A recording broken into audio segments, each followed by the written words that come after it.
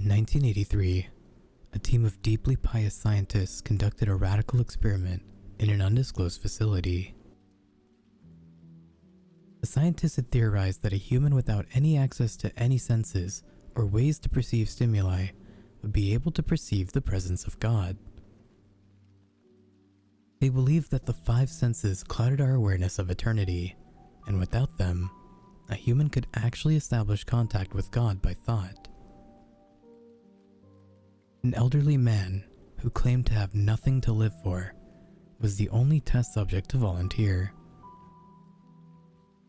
To purge him of all his senses, the scientists performed a complex operation in which every sensory nerve connection to the brain was surgically severed.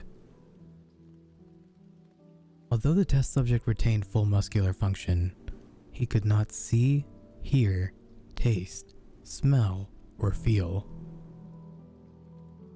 With no possible way to communicate with or even sense the outside world, he was alone with his thoughts.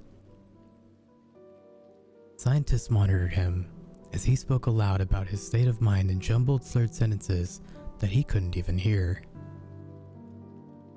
After 4 days, the man claimed to be hearing hushed, unintelligible voices in his head.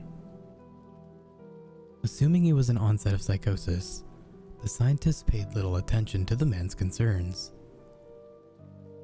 2 days later, the man cried that he could hear his dead wife speaking with him, and even more, he could communicate back. Scientists were intrigued, but were not convinced until the subject started naming dead relatives of the scientists.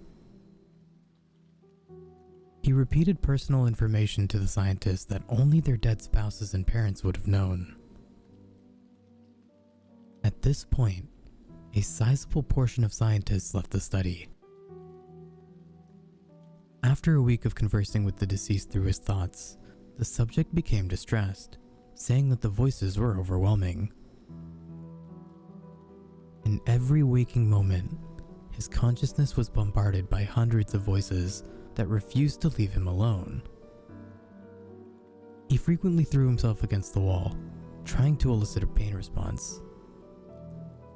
He begged the scientists for sedatives so he could escape the voices by sleeping. This tactic worked for 3 days, until he started having severe night terrors. The subject repeatedly said that he could see and hear the deceased in his dreams. Only a day later, the subject began to scream and claw at his non-functional eyes, hoping to sense something in the physical world.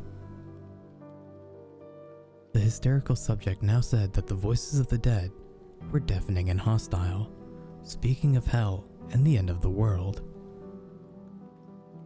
At one point, he yelled, "No heaven, no forgiveness," for 5 hours straight.